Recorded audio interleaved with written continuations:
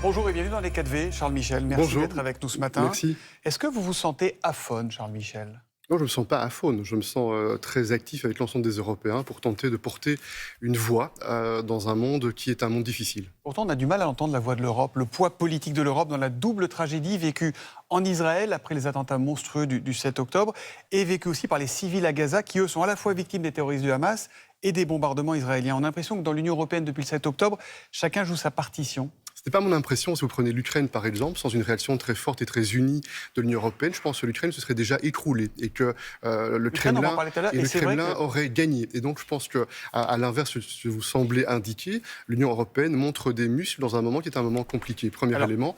Et s'agissant du deuxième sujet, l'Union a réagi très vite avec les 27 chefs d'État et de gouvernement unanimes qui ont bien sûr condamné cette ignoble attaque terroriste, qui ont dit Israël a le droit de se défendre et ça doit être en lien avec les règles du droit international. Donc c'est ça la ligne politique de l'Union européenne, c'est Israël peut se défendre mais doit respecter le droit international? Exactement. Et il a fallu quelques heures aux chefs d'État et de gouvernement pour affirmer cette position très forte. Et maintenant, c'est vrai que les Européens, les Américains également, nous avons des difficultés à convaincre par exemple qu'il y ait des pauses humanitaires au plus vite, qui sont extrêmement urgentes, pour permettre que l'aide humanitaire puisse arriver vers ceux qui en ont besoin à Gaza. Pour que les choses soient bien claires, est-ce que le soutien de l'Union européenne à Israël est un soutien au gouvernement de Benyamin Netanyahou? Bien sûr que non, on ne soutient pas un gouvernement, on soutient un peuple, on soutient un pays, mais on a des relations diplomatiques. On a des relations diplomatiques et politiques avec un gouvernement qui représente institutionnellement le peuple israélien. Est-ce que vous redoutez qu'Israël soit en train de commettre des crimes de guerre aujourd'hui? En tout cas, nous conseillons tous, enfin beaucoup d'entre nous, en tout cas, nous conseillons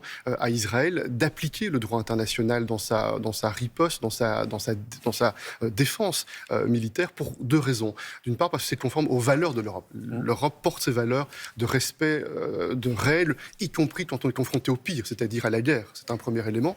Et aussi pour une raison stratégique. Nous pensons que si Israël souhaite ne pas être isolé à un moment donné par la communauté internationale, c'est important pour Israël de rester attentif à respecter Donc je vous ces repose règles. ma question. Est-ce qu'aujourd'hui, quand on voit les images, alors il y a beaucoup de communication de part et d'autre, il y a beaucoup de propagande de part et d'autre, mais est-ce que vous redoutez qu'Israël soit en train de commettre des crimes de guerre dans cette réponse à cette attaque terroriste qui est-elle au départ légitime? D'abord, il ne m'appartiendra pas à moi de qualifier la nature des actes qui sont commis, mais en tout cas, ce qui est certain, c'est qu'il y aura des organisations qui vont collecter la manière dont les choses se déroulent sur le terrain. Et ce qui est certain aussi, c'est que, par exemple, mettre en place un siège total d'un territoire, ça n'est pas conforme au droit international, que ce soit lorsque les Russes le font en Ukraine ou lorsque d'autres... Pour le coup, c'est la même chose. Faites un parallèle là, dans ces cas-là. En tout cas, le respect du droit international... Le respect du droit international doit être défendu de la même manière partout. La protection de la vie des civils doit être la même partout. C'est ça que je suis en train d'indiquer. Bien sûr, le conflit n'est pas de même nature. Il y a évidemment des situations très différentes entre ce qui se passe en Israël d'un côté et ce qui se passe en Ukraine de l'autre. Il va y avoir 2 conférences à Paris entre ce jeudi et samedi, le Forum sur la paix demain et après-demain, et une réunion sur l'aide humanitaire aujourd'hui. Quel est le but de la conférence du jour? Qu'allez-vous demander? Je pense que ce qui est essentiel, c'est de montrer avec beaucoup de force et de vigueur que la communauté internationale se rassemble, se met en ordre pour porter une même voix. Alors bien sûr, vous avez raison, il y a des sensibilités, il y a des histoires dans les relations entre les pays et Israël et la Palestine, c'est vrai, mais il est important qu'on parle d'une voix forte pour dire qu'il faut des moyens pour les populations à Gaza, les femmes, les hommes, les enfants qui sont sous pression. Que ces moyens et cette aide n'arrivent pas dans les caisses et les poches du Hamas? Moi, j'ai plutôt confiance dans la manière dont les Nations Unies et les agences des Nations Unies sont présentes sur le terrain pour tenter de veiller à ce que ces aides ne soient pas détournées. Et puis ce qu'il faut, c'est pas simplement annoncer des chèques ou annoncer des intentions. Ce qu'il faut, c'est s'assurer de manière très opérationnelle que l'aide arrive. Et ça, c'est la difficulté majeure. Pour l'instant, l'aide n'arrive pas, et n'arrive pas en suffisance. Et donc, moi, je salue l'initiative française avec d'autres pays comme la Grèce ou Chypre d'utiliser la voie maritime pour tenter d'amener de l'aide, parce qu'on sait bien que l'aide uniquement par l'Égypte est difficile et même parfois entravée. Est-ce que cette aide est liée, dans l'esprit de l'Union européenne, à la libération des 240 otages détenus à Gaza par le Hamas? Mais c'est certain, c'est qu'on doit agir sur les deux tableaux. Est-ce que c'est lié? Est-ce que vous faites un lien? Est-ce que vous dites, si vous ne libérez pas les otages, il n'y aura pas d'aide? Le ministre israélien de la Défense dit qu'il n'y aura pas de trêve humanitaire sans retour des otages. Est-ce que vous êtes d'accord avec ça? Moi, je vais être très clair. Moi, je suis un partisan du droit international, donc je suis cohérent. Donc, l'aide humanitaire, elle est délivrée sans condition. C'est décorrélé. Tout à fait. Donc, c'est sans condition. Donc, l'aide doit être délivrée. Ça ne veut pas dire qu'on n'est pas totalement déterminé pour obtenir la libération des otages. Et depuis le premier jour, nous sommes nombreux à être très actifs, notamment avec les chefs d'État de la région, par exemple l'émir du Qatar et d'autres, qui font des médiations pour tenter d'obtenir des libérations d'otages au plus vite. Et immédiatement, nous avons appelé aux libérations sans condition et sans délai des otages, ce qui est un acte aussi totalement contraire au droit international et absolument immonde et ignoble. Je suis moi-même rencontré des familles d'otages et vous pouvez imaginer à quel point c'est une douleur pour ceux qui sont victimes d'une telle situation. Il y a une levée de fonds avec cette conférence du jour. Il y a un objectif qui est à combien? Vous en avez une idée? Vous savez combien vous pouvez collecter? Vous savez, les Nations Unies estiment à plus d'1 milliard ou 1 milliard 500 millions de besoins dans le court et le moyen terme. L'Union européenne a déjà mobilisé des montants significatifs. Et je pense que davantage une question de moyens, on va obtenir les moyens. Je suis plutôt confiant par rapport à cela. C'est surtout comment achemine-t-on l'aide. On doit avoir une ambition qui n'est pas simplement d'annoncer des montants, mais aussi de faire en sorte que ces montants se traduisent en aide tangible pour les enfants, pour les femmes, pour les familles qui sont pour l'instant des victimes à Gaza.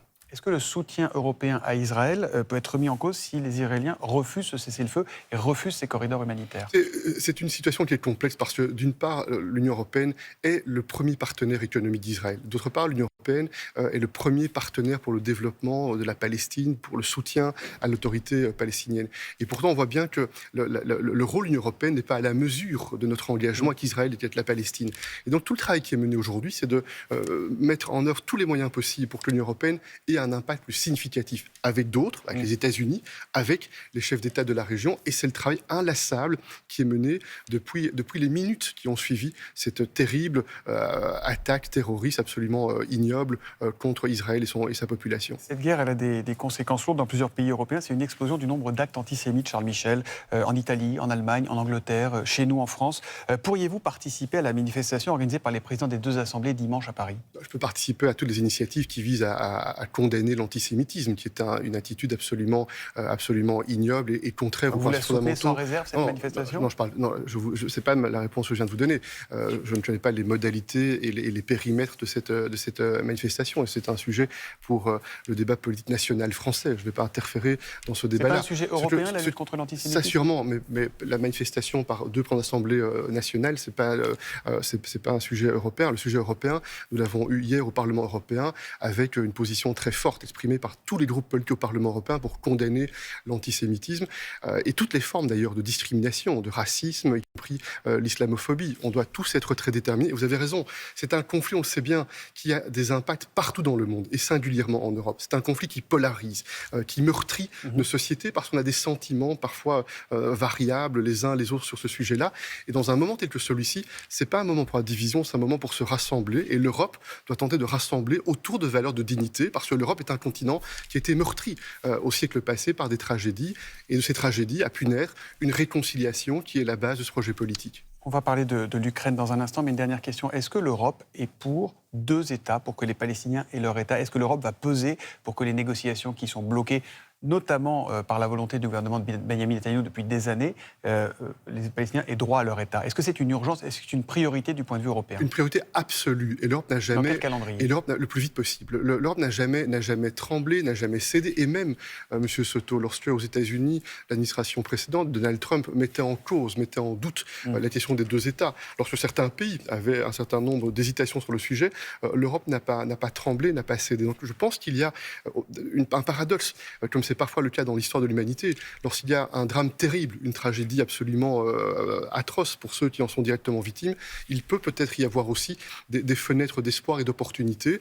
Et je pense qu'il faut utiliser les semaines qui viennent pour mettre en place une conférence internationale. L'Union européenne peut et devrait... autour de la table. Oui, et l'Union européenne peut et devrait jouer un rôle de leadership par rapport à cela, afin d'encourager cette solution à deux États et de mettre un plan opérationnel sur la table. Et l'Union européenne, je pense, a une certaine expertise, une certaine capacité à faire des propositions qui pourraient être des bases pour des compromis. Remettre tout le monde autour de la table, et ce n'est pas ce qu'il est temps de faire aussi en Ukraine, entre les Ukrainiens et les Russes. Est-ce qu'il est temps de reparler à Vladimir Poutine?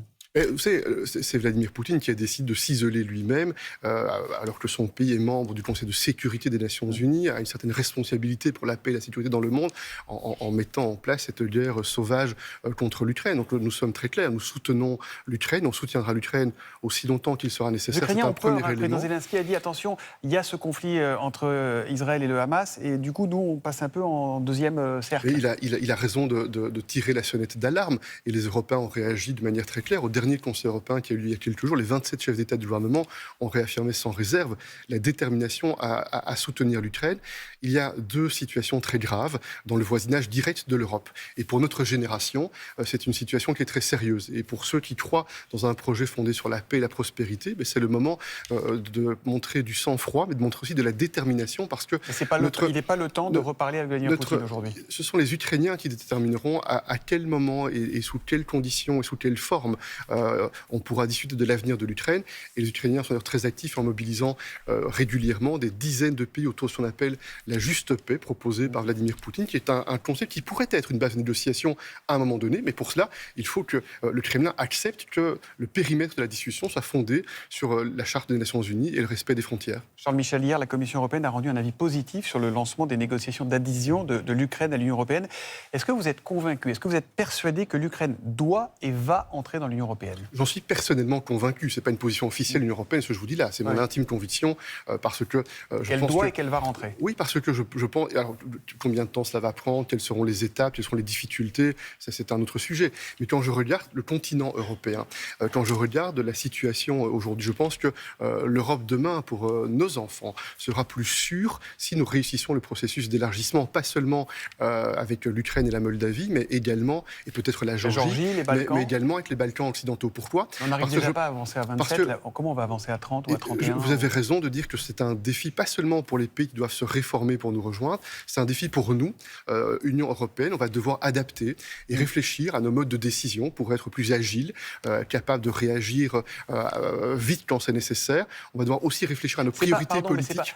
Faire rentrer l'Ukraine aujourd'hui, ce n'est pas une décision prise sous le coup d'une émotion qui est certes légitime, c'est une décision... C'est pas une décision à prendre plutôt à froid, après la guerre, quand tout ça sera terminé? Mais nous ne décidons pas de faire entrer l'Ukraine aujourd'hui. On décide de démarrer un processus qui va prendre un certain temps, c'est vrai. Combien de temps, ça, c'est quoi? C'est pas prévisible, ça dépendra beaucoup de deux choses. D'une part, de combien de temps l'Ukraine va mettre pour réussir à mettre en forme les réformes nécessaires, les réformes économiques, la lutte contre la corruption, l'indépendance de la justice, premier élément. Et deuxième élément, quel temps a-t-on besoin, nous, Européens, pour se mettre en ordre en termes d'adaptation de notre processus de décision et d'identification des priorités politiques lorsque on sera une Europe à plus de 30 pays. L'élargissement, c'est pas simplement l'ambition d'être plus grand, de représenter davantage de citoyens et par là avoir plus de poids dans le monde. C'est se faire entendre, c'est ne pas être à faute pour revenir. Vous savez, je pense que le projet européen, si je prends un peu de distance, c'est un projet qui, il n'y a pas de doute, est un projet économique, un projet politique, fondé sur des valeurs que nous partageons après la tragédie de la Deuxième Guerre mondiale. Et la question aujourd'hui pour nous, Européens, c'est de savoir si nous voulons aussi un projet de sécurité, de défense, pour avoir davantage d'impact au service de nos valeurs et de nos intérêts. Merci beaucoup Charles Michel d'être venu dans les 4V. Merci à vous. Merci d'avoir accepté notre invitation. Merci.